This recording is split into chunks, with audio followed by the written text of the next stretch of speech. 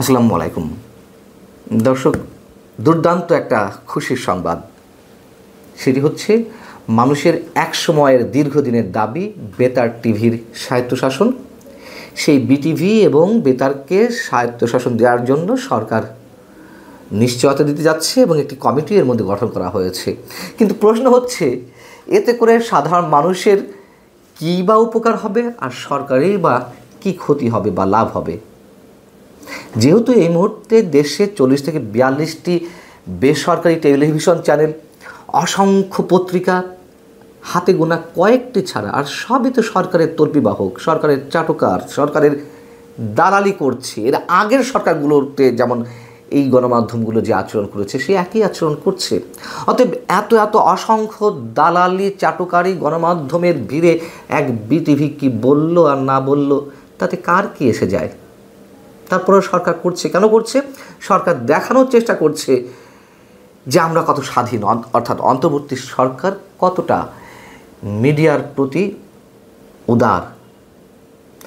এতটাই উদার, এতটাই এই সরকার গণমাধ্যমকে স্বাধীনতা দিচ্ছে যে 266 জন সাংবাদিকের বিরুদ্ধে হত্যা মামলা বা এই সংক্রান্ত অপরাধের, এই টাইপের অপরাধের বিষয়ে তাদের বিরুদ্ধে মামলা হয়েছে। এতটাই এই সরকার সাংবাদিকদের প্রতি, গণমাধ্যমের প্রতি সহানুভূতিশীল, শ্রদ্ধাশীল যে যারা আটক হয়েছেন, মাসের পর মাস কারাগারে রয়েছেন, তাদের কারো জামিন মিলছে না। এবং সমালোচনা এখনও যারা করছেন, বিভিন্ন জনের মাথার উপরে নানান ধরনের খড়গ নেমে আসছে। একটি কথা খুব জোরের সঙ্গে বলতে চাই যে 71 টিভির সাবেক ব্যবস্থাপনা পরিচালক মোজাম্মেল বাবু কিংবা সাংবাদিক শাকিল আহমেদ, ফারজানা রূপা, ভোরের কাগজের সাবেক সম্পাদক শ্যামল দত্ত সহ এই ধরনের যারা সাংবাদিক ছিলেন, তাদের বিরুদ্ধে আওয়ামী লীগের সময় আমি স্পষ্ট করে বলছি, যতটা প্রকাশ্যে তখনও এই আমি কথা বলেছিলাম এদের বিরুদ্ধে, খুব কম সংখ্যক মানুষই সম্ভবত প্রকাশ্যে বলেছিলেন। সেই আমি আবার তাদের জন্য কথা বলতে বাধ্য হচ্ছি। বিষয়টা হচ্ছে যে এই মানুষগুলো তৎকালীন আওয়ামী লীগ সরকারের দালালি করেছেন নিঃসন্দেহে, চাটুকারিতা করেছেন, অনেক ধরনের অনৈতিক সুযোগ সুবিধাও নিতে পারেন। সেই সব অপরাধে আইনের যদি কোনো ধারা থাকে সংশ্লিষ্ট, তাতে তাদের শাস্তি হতে পারে, অনেক বিষয় থাকতে পারে। আচ্ছা, ধরে নিলাম তর্কের খাতিরে যে হত্যা করেছেন, যা এই সরকার নাটক করে সাজিয়েছে, হত্যা মামলার আসামির জামিন হবে না? জামিন পাওয়ার তো যে কোনো মানুষের বলতে গেলে সাংবিধানিক অধিকার, মৌলিক অধিকারের মধ্যে পড়ে। বিচার না হওয়া পর্যন্ত জামিনটা তো তার পাওয়ার কথা, কিন্তু মিলছে না। শুধু সাংবাদিক কেন, আওয়ামী লীগের অসংখ্য নেতাকর্মী যারা এ ধরনের মামলার শিকার হয়ে কারাগারে রয়েছেন, তাদের জামিন তো অনেকের মিলছে না। এমনকি যারা পলাতক অবস্থায় রয়েছেন, তারা জামিন পাওয়ার জন্য আদালতের দ্বারস্থ হতে পারছেন না ভয়ে। কারণ যদি তাদেরকে আটকে দেওয়া হয়, এমন অসংখ্য আওয়ামী লীগের নেতাকর্মী রয়েছেন। এবং একই সঙ্গে আমরা প্রহসনের নির্বাচন বলি আর যাই বলি না কেন, সেই সব নির্বাচনে যারা সংসদ সদস্য ছিলেন, তাদের অনেকেও এইভাবে ফেরারি হয়ে ঘুরে বেড়াচ্ছেন। বিষয়টা হচ্ছে যে নতুন করে আমাদের সামনে যে একের পর এক দৃষ্টান্ত উপস্থাপন করা হচ্ছে বা উপস্থাপিত হচ্ছে, রংপুর বিশ্ববিদ্যালয়ের সাবেক উপাচার্য ডক্টর নাজমুল আহসান কলিমুল্লাহ, জানিপপের প্রতিষ্ঠাতা চেয়ারম্যান, তার বিরুদ্ধে দুদক একটি মামলা করলো 2 দিন আগে। যে কারো বিরুদ্ধে যে কোনো অভিযোগ থাকতেই পারে এবং আইনগত প্রক্রিয়া অবলম্বন করা যেতেই পারে, সে বিষয়ে নিশ্চয়ই আমাদের কিছু বলার নেই। কিন্তু যে মামলাটি 2021 সালের হঠাৎ করে 4 বছর পর এসে বা এই সরকারের সময় 10 মাস পরে এসে অধ্যাপক কলিমুল্লাহর বিরুদ্ধে কেন মামলা হলো? তিনি সরকারের সমালোচনা করছেন, খুব কঠোর ভাষায় বিভিন্ন দিক দিয়ে সমালোচনা করছেন।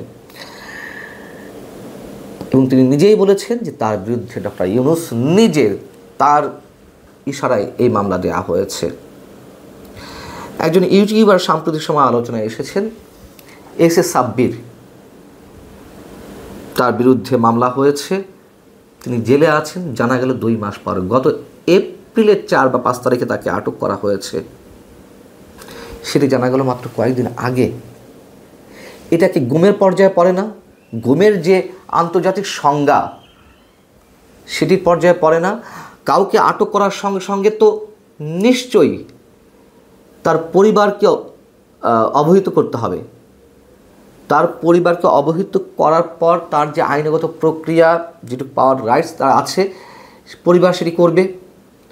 কেন 2 মাসের মধ্যে জানানো হলো না? এবং এই এস এ সাব্বিরকে নাকি জামিন দেওয়ার পরে আবারও তাকে আটক করা হয়েছে। তার বিরুদ্ধে অভিযোগ তিনি গুজব ছড়িয়েছেন। আমি ধরে নিলাম তর্কের খাতিরে যে গুজব ছড়িয়েছেন। হত্যা মামলার আসামির যদি জামিন পাওয়ার অধিকার থাকে, যদিও এখন অনেকের ক্ষেত্রে তা মিলছে না, গুজব ছড়িয়েছেন, ডিজিটাল নিরাপত্তা আইন বা ইত্যাদি ইত্যাদি যেসব আইন রয়েছে সেই সব আইনের ধারা যদি কাউকে আটক করা হয়েও থাকে, জামিন মিলবে না, এটা কেমন কথা? এবং এই সরকার এতটাই স্বাধীন, বলা হচ্ছে যে কোনো সরকারের সময়, মানে ইতিহাসের যে কোনো সময়ের তুলনায় এই সরকার গণমাধ্যমকে, সাংবাদিকদেরকে অনেক বেশি স্বাধীনতা দিচ্ছে। এবং আমরা যারা কথা বলছি তাদের দিকে আঙুল উঁচিয়ে বলা হচ্ছে, এই তো কথা বলা হচ্ছে, কথা বলা নাকি বলা যায় না। আরে এই সব শব্দ তো আওয়ামী লীগও বলতো। আওয়ামী লীগ বলতো যে আমরা এত এত মিডিয়ার পারমিশন দিয়েছি, মানুষ টক শোতে কথা বলছে, এ করছে সে করছে। তারপরেও তো আমরা দেখেছি আওয়ামী লীগের সময় কী ধরনের আচরণ গণমাধ্যমের প্রতি। এবং 2014 নির্বাচনের আগে আমি নিজে সাক্ষী, টক শোতে গেস্ট আসার কথা বিএনপির, আসছে না ভয়ে, অথবা কেউ এসেছেন, তাকে টক শো শেষে টেলিভিশন স্টেশন থেকে নামার পরপরই তাকে ডিবির লোকেরা আটক করে নিয়ে গেছেন। হয়েছে তো, এগুলোও সত্য। তাহলে ওই সরকার ফ্যাসিস্ট হয়ে থাকলে এই সরকার কি? তাহলে তখন জামিন মিলেছে কোনো কোনো ক্ষেত্রে, সাংবাদিকদের অন্তত। এখন কি হচ্ছে? এবং আমার মনে হয় কি খাতা কলমে হিসেব কষে দেখিয়ে দেওয়া যাবে। অন্যান্য সরকার, শুধু আওয়ামী লীগ নয়, প্রতিটি সরকারই তো পুঁজিবাদী ব্যবস্থায় দেশের গণমাধ্যমের টুটি চেপে ধরতে চায়, সাংবাদিকদের গলা টিপে ধরতে চায়, এবং তার জন্য নানান ধরনের রাষ্ট্রযন্ত্র ব্যবহার করা হয়। কিন্তু বর্তমান অন্তর্বর্তী সরকার, ডক্টর ইউনূস সরকার ইতিহাস হয়ে থাকবেন কেন?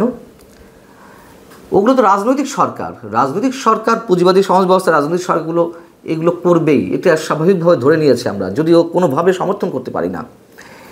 কিন্তু একটা অন্তর্বর্তী তত্ত্বাবধায়ক বা নির্দলীয় সরকার কিভাবে এ ধরনের আচরণ করতে পারে, সেদিক থেকে নিশ্চয়ই দেশে ডক্টর মোহাম্মদ ইউনূস সরকার ইতিহাস হয়ে থাকবে।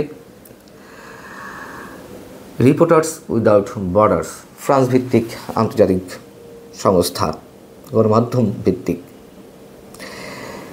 তারা একাধিকবার 2024 5 আগস্টের পর একাধিকবার উদ্বেগ জানিয়েছে সাংবাদিকদের উপরে নিপীড়ন চালানোর জন্য, হামলা চালানোর জন্য।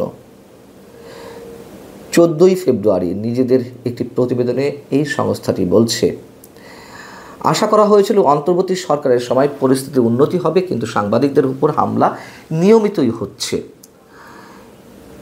তারা বলছে 2025 ফেব্রুয়ারি থেকে শুরু করে সাংবাদিকদের উপর আক্রমণ আরও তীব্র হচ্ছে, সাংবাদিকদের এখন হাতুড়ি পেটা ও লাঠি পেটা করা হচ্ছে, গণমাধ্যমের বার্তা কক্ষেও হামলা চালানো হচ্ছে, পুলিশ ও রাজনৈতিক কর্মীরা এই হামলা চালাচ্ছে। যে কারণে বলছিলাম যে ডক্টর মোহাম্মদ ইউনূসের এই সরকার ইতিহাস হয়ে থাকবে, অন্তত এই জায়গা থেকে, গণমাধ্যম থেকে যদি, মানে গণমাধ্যমের জায়গা থেকে যদি হিসাব করি। তখন আগে গণমাধ্যমকে নিয়ন্ত্রণ করার জন্য বিভিন্ন রাষ্ট্রযন্ত্র ব্যবহার করা হতো, বা সাংবাদিকদের বিরুদ্ধে তাদেরকে ব্যবহার করা হতো, আর সেগুলোর সাথে এখন যোগ হয়েছে মবতন্ত্র। আমরা দেখেছি না যে কীভাবে ফ্যাসিবাদের দোষের উল্লেখ করে বিভিন্ন গণমাধ্যমের সামনে মব ক্রিয়েট করা হয়েছে, ভাঙচুর চালানো হয়েছে।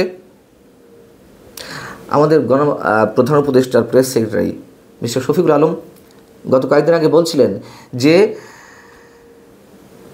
আওয়ামী লীগের সময়, আওয়ামী লীগের 15 বছরে যে তিনটি নির্বাচন হয়েছে, সেই নির্বাচন সহ বড় বড় ঘটনায় কী ধরনের সাংবাদিকতা হয়েছে বা সাংবাদিকরা কী ধরনের ভূমিকা পালন করেছেন তার জন্য একটা অনুসন্ধানপূর্বক জাতিসংঘের কাছে প্রতিবেদন দেওয়ার জন্য আবেদন জানানো হবে। গত 15 বছর করা হয়েছে সাংবাদিকতায় দালালি, এই কথা তো আমরা অস্বীকার করছি না, কিন্তু এত অদ্ভুত অসাধারণ একটা অন্তর্বর্তী সরকারের সময় কেন দালালি চলবে? দালালি এখন থেমে আছে, চাটুকারিতা থেমে আছে, গণমাধ্যম দখল প্রক্রিয়া বন্ধ হয়ে আছে, পদবি দখল বন্ধ হয়ে আছে। এ তো আরও একটা নতুন জিনিস, পদবি দখল। আগে যারা আওয়ামী লীগের দালালি চাটুকারিতা করেছে তারা যেমন শীর্ষ পদগুলো দখল করেছিল, সেই পদগুলো এখন নতুন দালালেরা দখল করে নিচ্ছে। পার্থক্য কী? 15 বছরের সাংবাদিকতা অনুসন্ধান করবেন, কী ধরনের সাংবাদিকতা ছিল, জাতিসংঘকে দিয়ে রিপোর্ট করাবেন, এইগুলো কে করাবে? এবং যারা বলছেন যে আমরা যারা কথা বলছি যে এই যে স্বাধীনতা, আমরা যারা কথা বলছি তারা এর আগেও কথা বলেছি, এখনও বলার চেষ্টা করছি। অনেক ধরনের খড়গ আমাদের উপরে নেমে এসেছে, পেশাদারিত্বের জায়গা থেকে আমাদেরকে অনেক ধরনের হ্যারাসমেন্টের শিকার হতে হয়েছে, অনেক খেসারত দিতে হয়েছে। আওয়ামী লীগের সময় দিয়েছি, এখনও দিতে হচ্ছে অনেককে। তথ্য প্রমাণ হাজির করব। মব সংস্কৃতি শুরু হয়েছে গণমাধ্যমে, যেটি বলছিলাম। এই মবকে আবার সাপোর্ট করছিলেন আমাদের তথ্য উপদেষ্টা মাহফুজ আলম। যেমন তিনি গত কয়েকদিন আগে একটি অনুষ্ঠানে বলছিলেন, কয়েকটি পত্রিকা এখনও জুলাই অভ্যুত্থান লেখে না, তারা লেখে জুলাই আন্দোলন, তারা বলে না জুলাই অভ্যুত্থানের সরকার বা বর্তমান সরকারকে বলে না। সেটিকে ইঙ্গিত করে তিনি বলছেন যে তারা বলে ক্ষমতার পট পরিবর্তনের সরকার। এসব সংবাদ মাধ্যম বন্ধ করা হয়নি, আপনারা লেখেন, জনগণ আপনাদের দেখে নেবে। শহীদ ফ্যামিলির সদস্যরাও আপনাদের দেখে নেবে, আপনাদের সাহস হয় কীভাবে। অর্থাৎ গণমাধ্যমে কী শব্দ ব্যবহার করতে হবে না করতে হবে তার একটা প্রচ্ছন্ন হুমকি দিয়ে নির্দেশ দেওয়া হচ্ছে। আরেকটি হচ্ছে শহীদ ফ্যামিলির সদস্যদের দোহাই দিয়ে মবতন্ত্রকে বা মব কালচারকে উৎসাহিত করা, জনগণ দেখে নেবে, মানে জনগণের উপরে তিনি চাপিয়ে দিচ্ছেন। দেখব আরও অনেক কিছু, আমাদের সহ্য করতে হবে অনেক কিছু, কিন্তু এগুলো কারোর জন্যই কোনো ভালো ইঙ্গিত নয়। ভালো থাকুন সবাই, আল্লাহ হাফিজ।